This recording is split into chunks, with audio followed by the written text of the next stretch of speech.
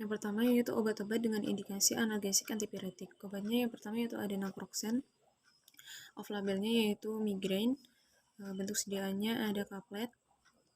Lalu untuk efek samping obatnya yaitu ada sakit perut, konstipasi, dan juga kantuk.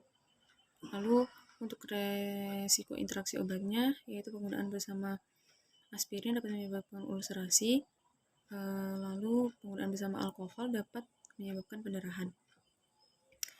Lalu untuk mekanisme kerja obatnya yaitu secara tidak selektif menghambat COX-1 dan COX-2 dan juga menunjukkan aktivitas antiinflamasi, analgesik, dan juga antipiretik. Untuk cara penggunaannya yaitu berikan secara oral dengan makanan. Untuk populasi khususnya ibu hamil termasuk dalam kategori C, tidak dianjurkan untuk ibu menyusui dan juga anak usia kurang dari 2 tahun. Lalu pilih dosis dengan hati-hati untuk geriatrik, pantau dosis tinggi pada pasien dengan gangguan fungsi hati, tidak dianjurkan untuk pasien dengan gangguan fungsi ginjal. Selanjutnya yaitu ada ketorolac, bentuk sediaannya ada tablet dan juga injeksi. Untuk efek sampingnya yaitu ada sakit kepala, ada nyeri GI, ada dispepsia.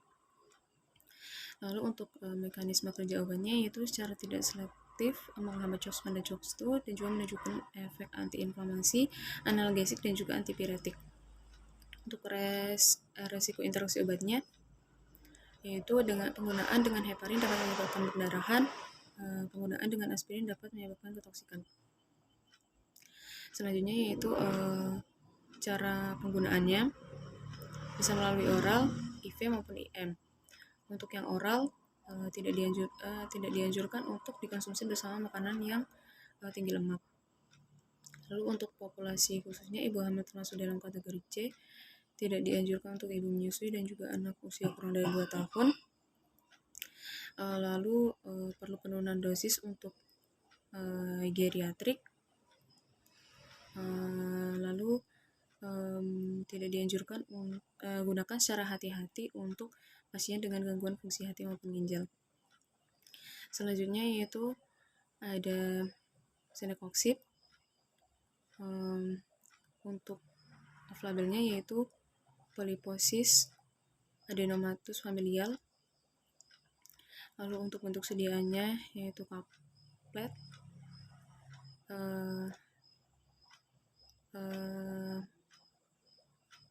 selanjutnya untuk mekanisme kerja obatnya yaitu secara selektif menghambat COX-2. Untuk efek samping obatnya yaitu ada sakit kepala, hipertensi, dan juga demam. Untuk interaksi obatnya yaitu penggunaan bersama aspirin dapat menyebabkan ulcerasi, hindari penggunaan bersama thioridazin dan juga ketorolac. Selanjutnya untuk cara pemberiannya, berikan secara peroral sebelum atau sesudah makan. Untuk populasi khususnya ibu hamil termasuk dalam kategori C, tidak dianjurkan untuk ibu menyusui dan juga anak usia kurang dari 2 tahun. Beresiko gagal ginjal untuk geriatrik, kurangi dosis untuk pasien dengan gangguan fungsi ginjal, tidak dianjurkan untuk pasien dengan gangguan fungsi hati. Ralat untuk bentuk sediaan celecoxib yaitu kapsul. Selanjutnya yaitu ada obat dengan indikasi gout dan hiperurisemia. Yang pertama yaitu ada colchicine, bentuk sediaannya tablet, off-labelnya yaitu perikarditis pasca STEMI. Efek samping obatnya yaitu kram, mual, muntah. Interaksi obatnya yaitu hindari penggunaan bersama aksitinib dan juga dia dapat menurunkan efek cyanocobalamin.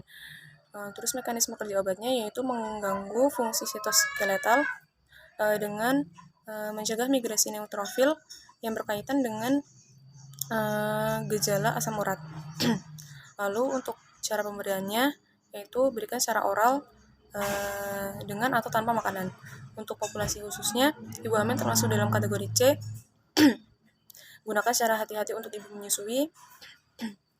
Lalu tidak diketahui keamanan dan kemanjurannya untuk pediatrik.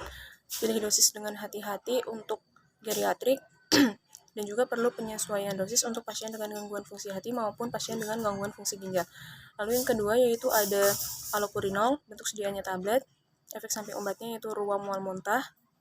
Interaksi obatnya yaitu hindari penggunaan dengan didanosin.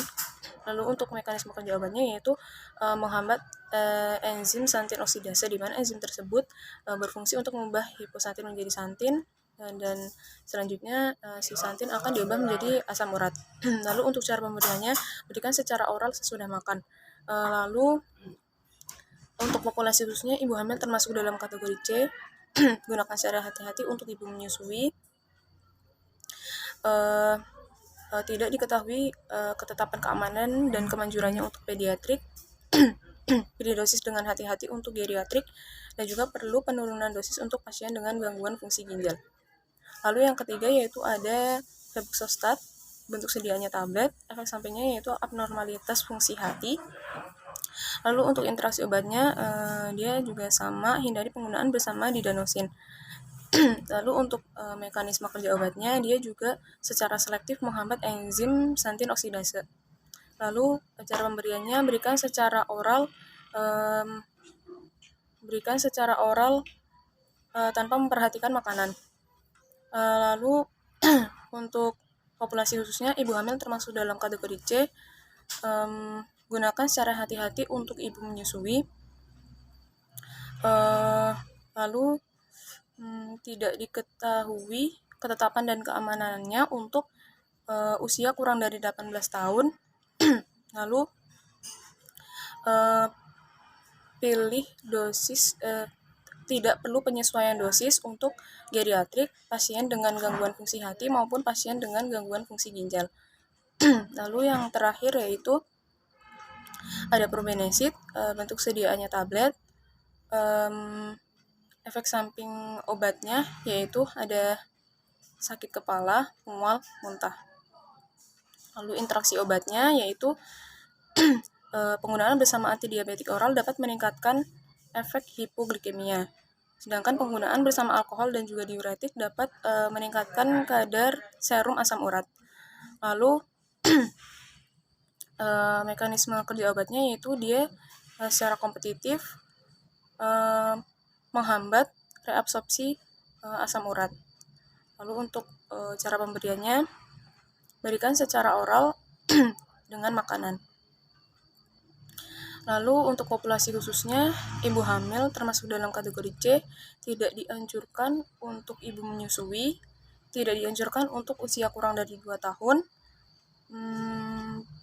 Perlu penyesuaian dosis untuk geriatrik, dan tidak dianjurkan untuk pasien dengan gangguan fungsi ginjal. Selanjutnya yaitu obat dengan indikasi osteoartritis. Yang pertama adalah tramadol, bentuk sediaannya ada kapsul dan juga injeksi. Efek samping obatnya yaitu konstipasi, mual, pusing.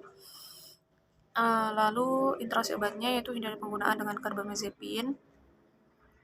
Penggunaan bersama antikoagulan dan juga antidepresan dapat beresiko sindrom serotonin. Lalu mekanisme kerja obatnya yaitu bertindak sebagai agonis opiat yang memiliki aktivitas sel mioreseptor. Lalu cara penggunaannya untuk yang oral itu dapat diberikan secara oral dengan atau tanpa makanan.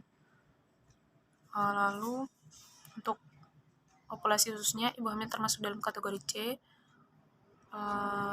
tidak dianjurkan untuk ibu menyusui, tidak diketahui ketetapannya untuk usia kurang dari 16 tahun, pilih dosis dengan hati-hati untuk geriatrik, perlu penyesuaian dosis untuk pasien dengan gangguan fungsi hati maupun ginjal.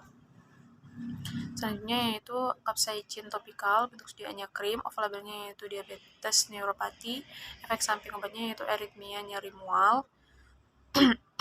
Lalu interaksi obatnya dia dapat meningkatkan metabolisme acetaminophen.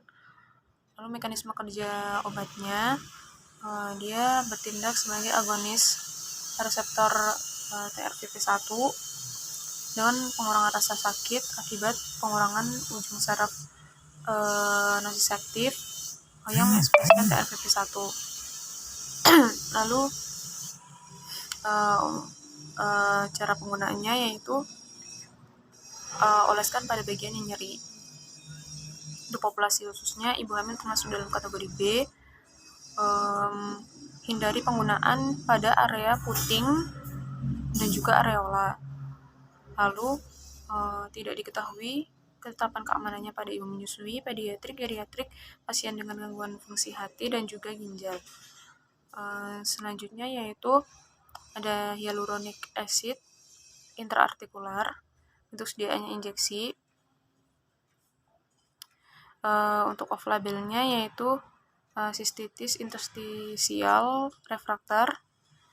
Lalu untuk efek samping obatnya yaitu aritmia, nyeri samar. Lalu untuk interaksi obatnya dia dapat meningkatkan untuk interaksi obatnya tidak diketahui adanya interaksi dengan obat lain. Lalu mekanisme kerja obatnya yaitu sodium dan turunannya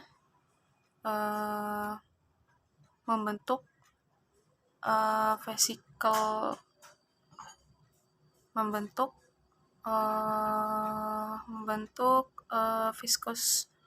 viskoelastis dalam air yang berfungsi sebagai pelumas di ringan atau sendi. Lalu untuk cara pemberiannya yaitu injeksikan pada bagian yang nyeri. Selanjutnya untuk populasi khususnya tidak dianjurkan untuk ibu hamil dan juga ibu menyusui. Tidak diketahui ketetapan keamanannya pada pediatrik, geriatrik, pasien dengan gangguan fungsi hati maupun pasien dengan gangguan fungsi ginjal. Selanjutnya yang terakhir yaitu triamnisolon acetonate intraartikular. Untuk sediaannya yaitu injeksi. Lalu efek sampingnya yaitu peningkatan tekanan darah, peningkatan berat badan, dan juga retensi cairan. Lalu untuk interaksi obatnya dia dapat meningkatkan efek hiperglikemia dari seritinib. Lalu mekanisme kerja obatnya yaitu dia bertindak sebagai memiliki aktivitas glukokortikoid yang dapat mengurangi permeabilitas kapiler sehingga dapat mengurangi peradangan. Selanjutnya yaitu cara pemberiannya dapat diinjeksikan pada bagian yang nyeri. Selanjutnya untuk populasi khususnya, ibu hamil termasuk dalam kategori D. Tidak dianjurkan untuk ibu menyusui. Tidak diketahui ketetapan keamanannya pada pediatrik, geriatrik, pasien dengan gangguan fungsi hati maupun pasien dengan gangguan fungsi ginjal.